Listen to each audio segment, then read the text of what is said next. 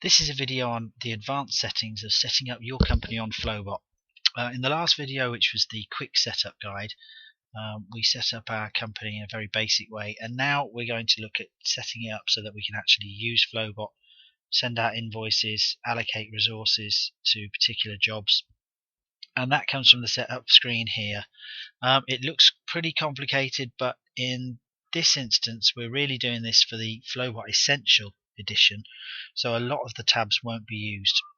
It gets a little more complicated when we come to scheduling and billing, but we won't go through that at the minute. There's a separate video on that, and you will find that we have allocated some resources to get you through this part in the first instance when we initially set you up. So without further ado, we'll come on to where we go on this screen. So once you've logged in, you will go to settings, which is on the little wheel in the top right hand corner here, and you can go to this at any time if you've got the suitable access, super administrator, and change these and update them as you go along. But it's important to get them right at the start, so we'll go through them now. The top tab is the company info, which we covered on the last video. It's fairly self-explanatory.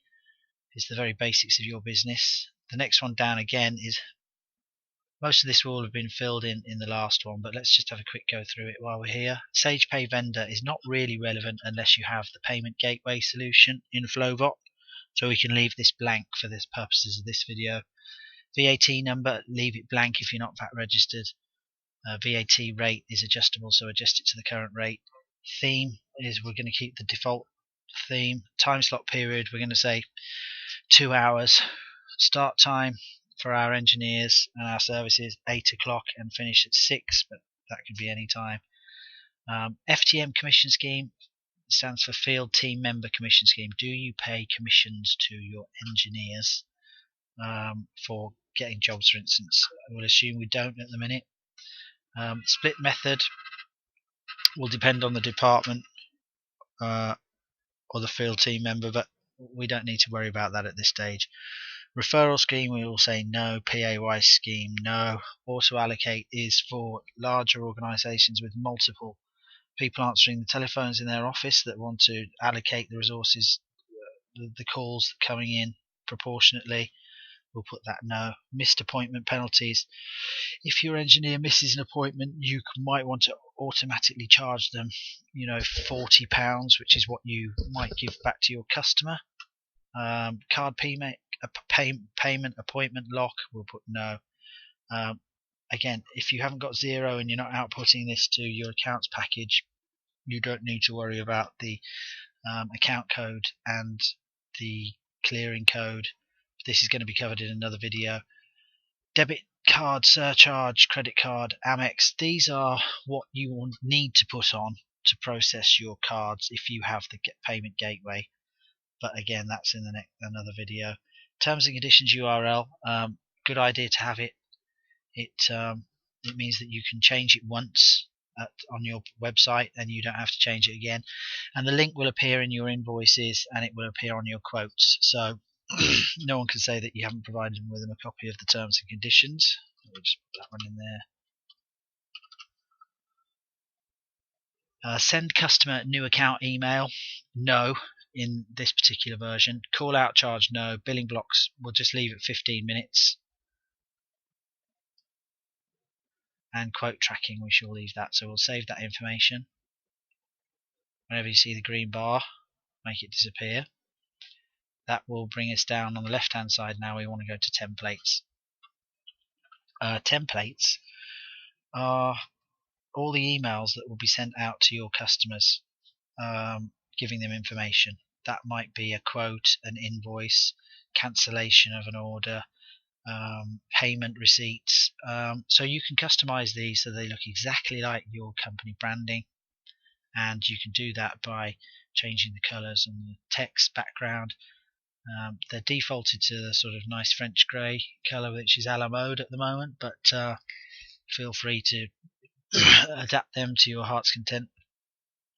We'll leave them where they are at the moment. We'll go down to navigation. Now, in the Flobot essential version, you will only actually have 4 tabs: dashboard, inquiries, orders, and quotes. The others you might call the advanced tabs, field resources, appointments, accounts, and payments.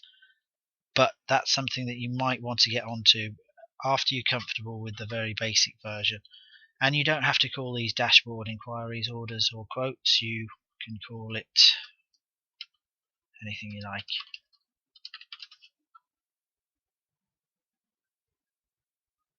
And it's changed up there to estimations. But I'm going to change it back to quotes because I give quotes out and not estimates. So let's come back to quotes. And you can change any of those.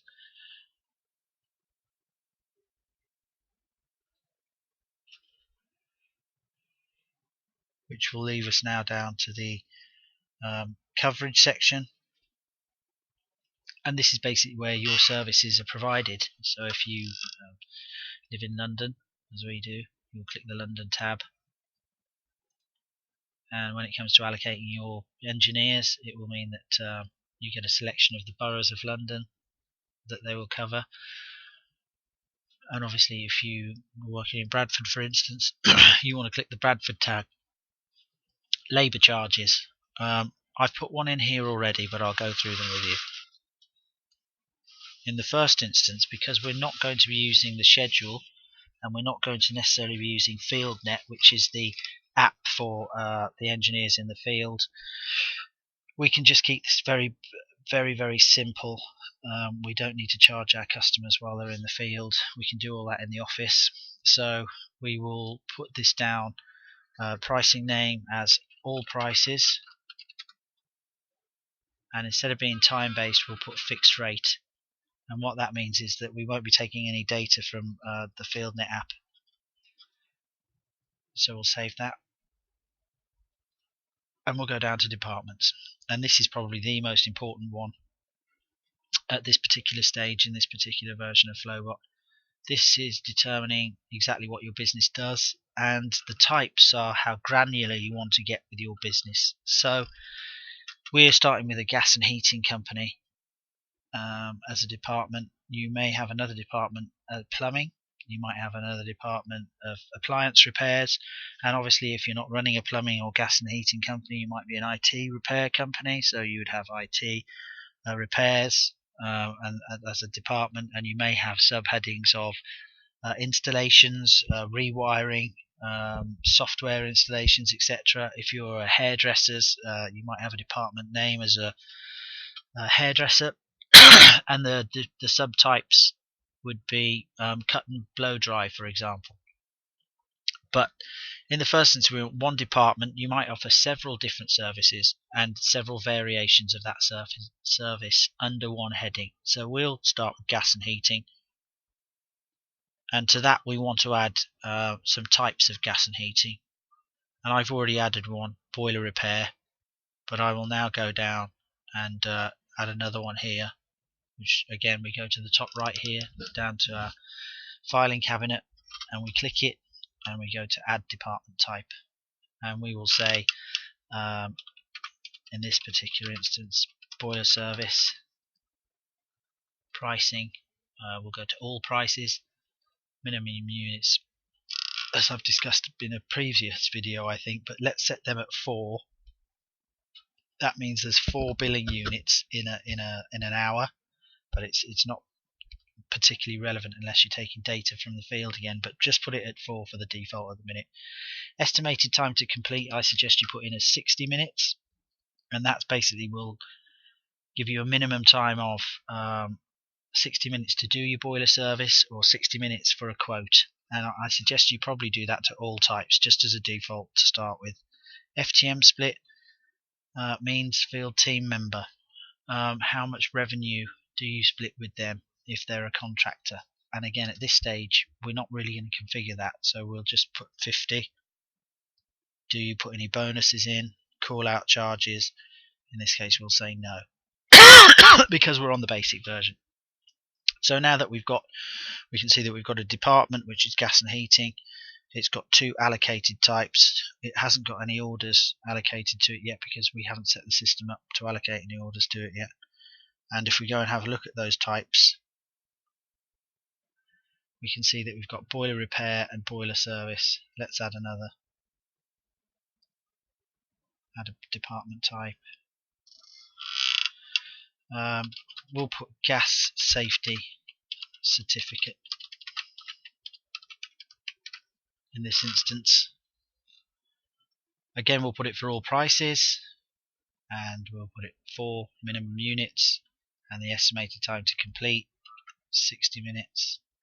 Is there a certificate? Well, in actual case that there is, so the system will be expecting a certificate if you fill out one of these. The split will say 50-50, and we'll save that. And now we're building up some granular type of services under one heading. We'll do one more for experiment.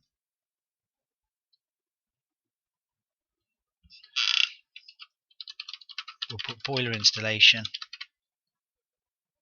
pricing, all prices, minimum units 4, estimated time to complete 60. Obviously it takes longer to install a boiler than 60 minutes, but you're probably going to be using this to book out an engineer at some stage for a quote, and that probably won't take more than 60 minutes.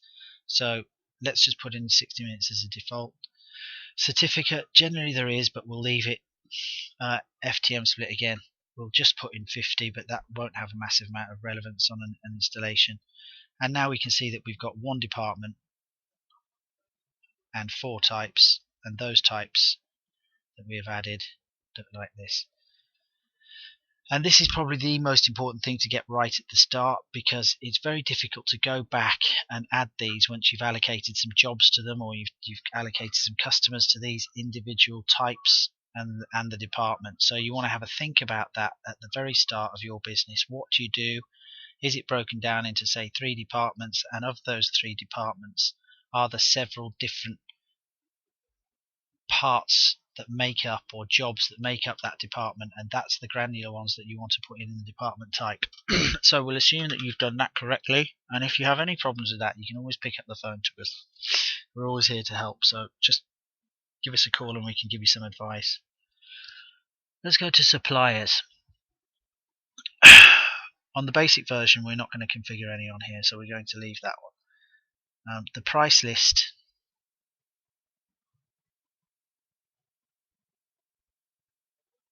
if we pull up, will tell us what we've allocated our prices to, which departments.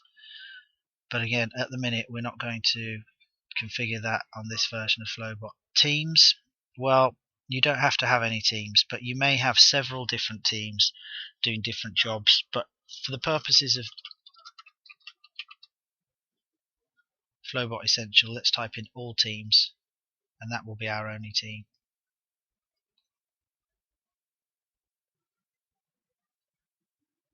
Field resources. Now this is another important tab. This is basically your engineers, so we need to add them. Even really on the very essential version, it's probably a good idea just to put some engineers in, and we'll try just putting one in to start with on this. Go to your little tab on the right again, which is the filing cabinet, or little files, add FTM, and now it pulls up a form that we need to fill in to add one of our engineers. So I shall type a very quick one in here. His address,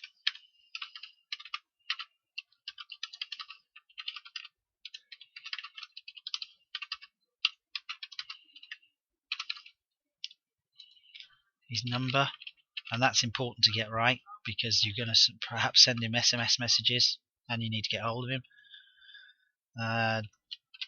His email address again, and this is where you can start to put a little bit of HR in, so if he has an accident or you need to get hold of his next of kin. In this case you have her details. You can put notes about him that he won't see.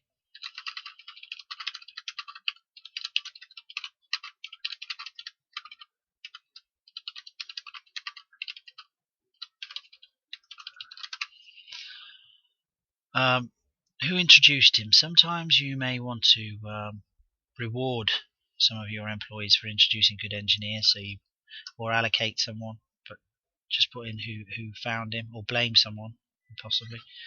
Employee status, are they employed or are they a subcontractor? The team you're allocating them to, all teams.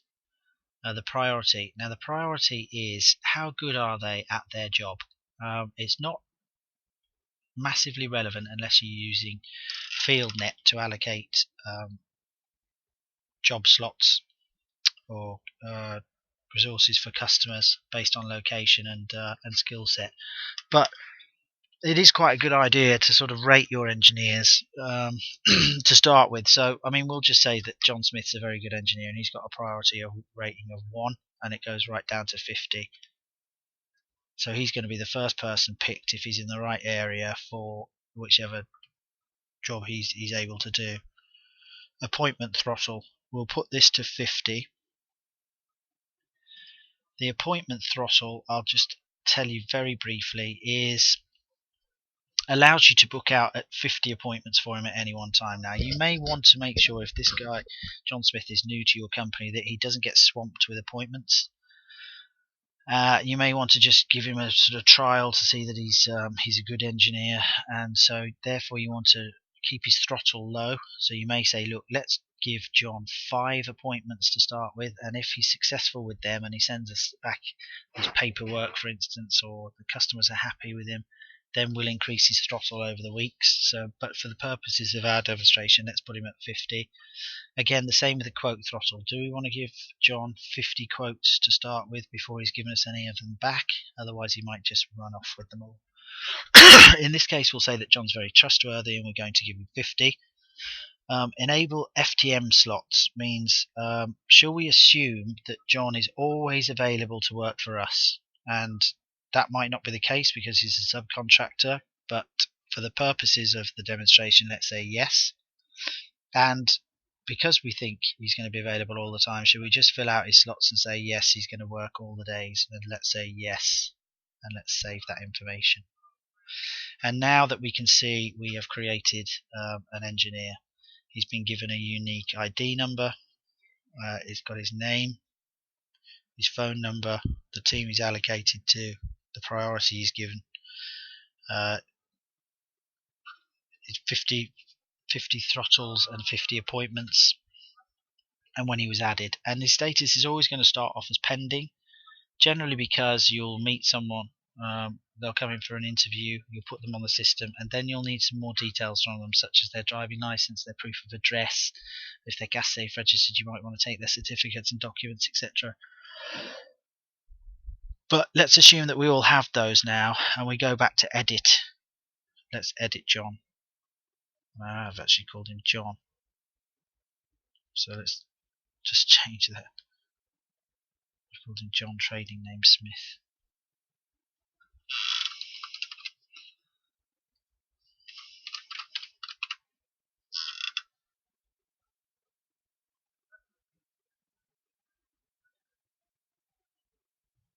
Save that. And here we have all of John's details. You can put a picture up here if you want to. Go to the right hand side there, and we'll go to add or update FTM photo, select a file. I don't know who I'm going to put on this, to be honest, but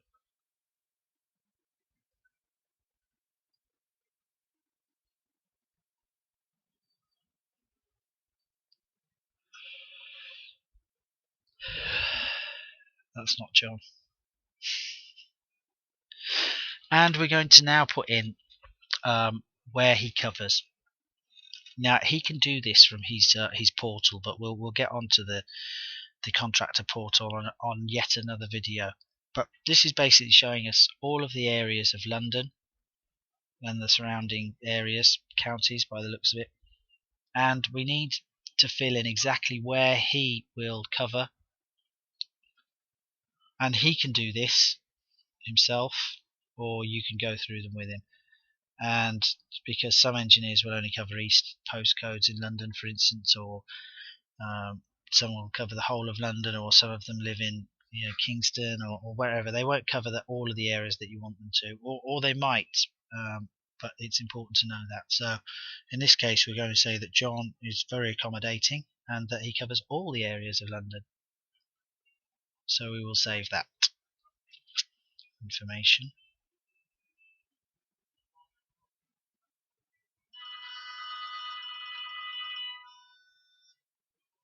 And we will now go further down to his skill set. So we need to enter what sort of information about John's skills. In this instance, we've only entered gas and heating. So can he do boiler installations? Yes. Can he do boiler repairs? Yes. Can he do boiler services? Yes. And can he do gas safety certificates? Yes. So we'll save that. And now we can see that John covers all the areas of London, and he is available to do boiler installations, repairs, boiler services, and gas safety certificates. And as we look further down, we've got some further information on him. Orders and appointments associated with the contractor. This information is going to get filled as we start to use Flobot, but for the minute we've pretty much done what we want to. On the left hand side, let's have a look at his schedule. Now, as a default, you'll find that he's always booked out unless we make him available. So again, let's go to the top right hand corner, go to edit slots. It will pop up with the slots for over a month, but we may not want to work that far ahead. So this is basically 14 days. Is he available on all of them? Well, he won't do Saturdays.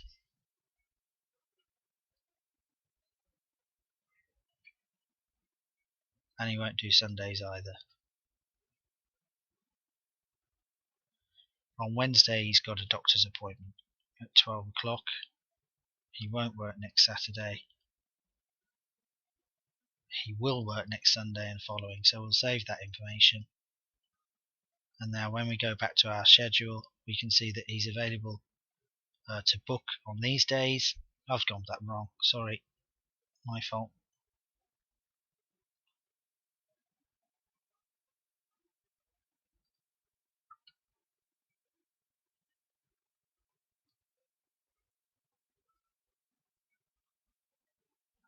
We're actually saying that he can work these days.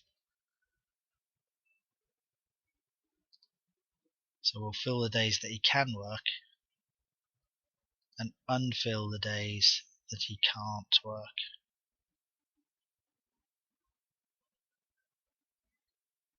But we'll select all and then deselect. Probably be easier. You get the idea. Now when we go and look for him, he's available all the time apart from that slot on Wednesday when he's got a dentist appointment. And that's our FTM slots. So let's go back to our settings, because we've got a little bit distracted there on the field resources side of it, which is my fault. Let's just go back, and there's one thing that we need to do because he's a new engineer is make him active. So we go right down to the bottom and we go active, save. I'll cover this schedule, the FTMs or engineers on another video, but let's move on now back to the settings. And that leads us down to FieldNet. As we discussed, FieldNet is the mobile app, and on the Flobot Essential package you won't need to have any of this information, so that we will cover it off on another video. Discounts, again on the Flobot Essential package you won't have that one. Referral resources, sources, you may want to add this one. This is where you find your leads. This is where people are finding your services. So let's put the dreaded Borg in.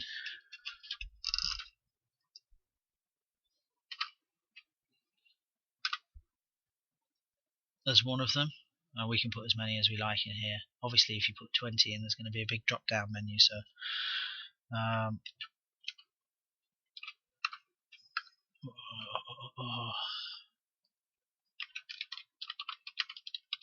customer referral. And it's a good idea when you take your inquiry in the first instance to ask them how they found you. And at the end of the month, you can do some marketing analysis. Flyers.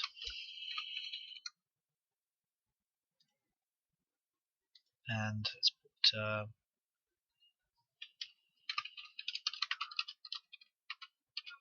local paper advert. So that's given us 4. Finally, we can go to our upload logo. So let's select a logo to put on, which will appear on our invoices. And I have one that I made earlier on here, I think.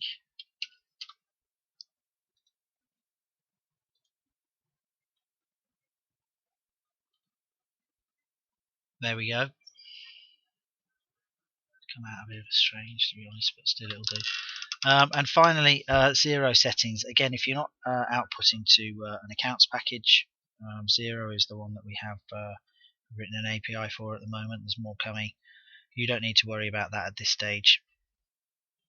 So basically that has covered off everything that you need to do in the first instance to set up Flobot so that you can now start to take inquiries, move them to orders, issue quotes and raise invoices. There are videos on each individual process on the website and on YouTube and Vimeo. A lot of these you'll have to go back and add lots of time, so you're obviously going to have more than one engineer, so you have to keep going back and adding those. But if you get stuck on anything, just watch the video again and then give us a call.